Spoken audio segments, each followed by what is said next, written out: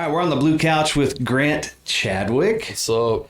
the incredible kicker, punter, everything special teams guy for the Wildcats. We're going to dive into question one. Grant, you ready? Yes, sir. All right, let's do it.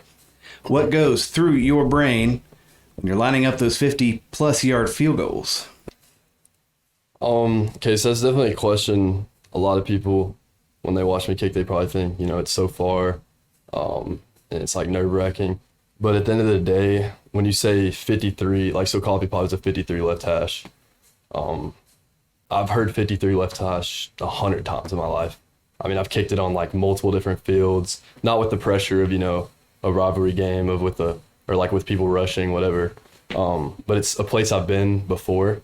One of the biggest things about kicking really is visualization. And so, I mean, the night before or on the bus ride to the game, whenever, I'll close my eyes and I'll see myself, taking my steps back, and getting ready to kick the ball. And so really there's not a spot on the field you could put me where I haven't seen myself, whether it's in my head or like I've already kicked that kick, in a training camp, whatever. So it just feels like home being out there. I've already been in that spot in my head. So, I mean, I'm sure ready to. I'm going to throw in a wrench here. Throw in a wrench. You ready? Yeah, I'm ready. All right. What's the longest field goal you've hit? So that was actually my end game PR, the 53. I hit a 46 last year was my furthest. I've hit a 63 and a 64, like in training, but in a game, the 53 is the furthest. So that was the record breaker there. I'm going to have you back. I've got so many questions for you. All right. So second question.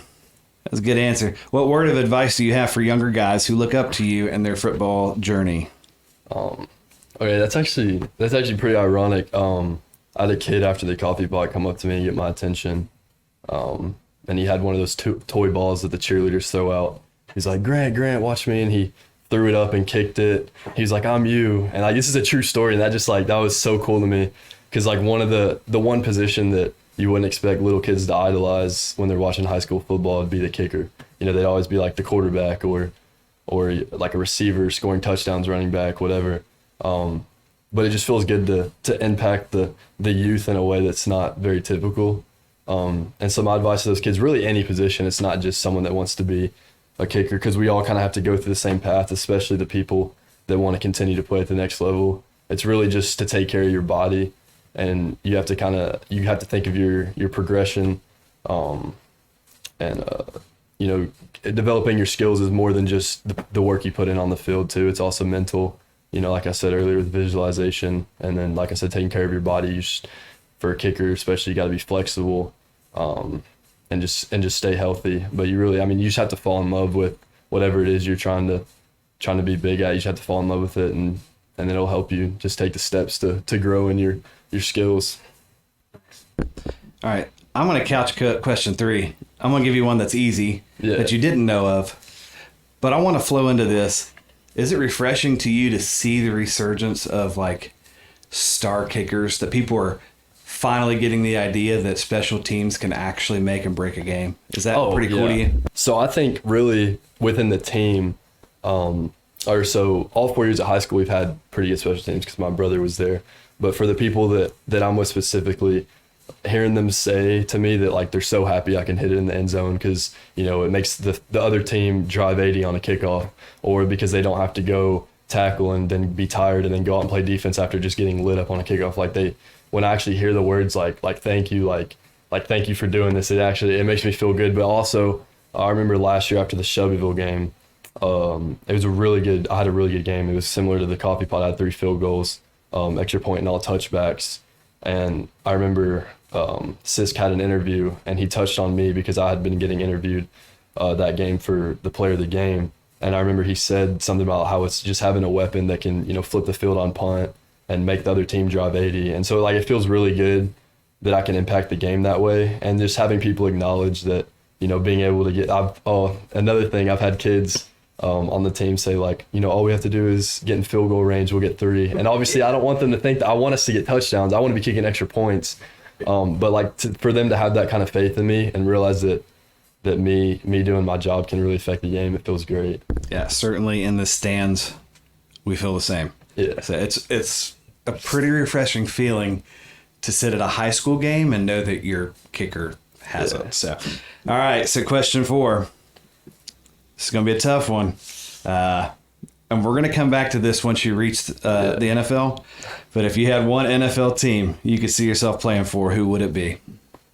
So obviously, if I was in the position where I had the chance to go to the NFL, I wouldn't care. Just playing the league, it's huge. But growing up, I was playing it safe. I get it. Yeah. But growing up, I was a big Pittsburgh Steelers fan. I still am. That's just kind of what my dad passed down to me. So I'm excited to watch our boys this year because they're looking good in preseason.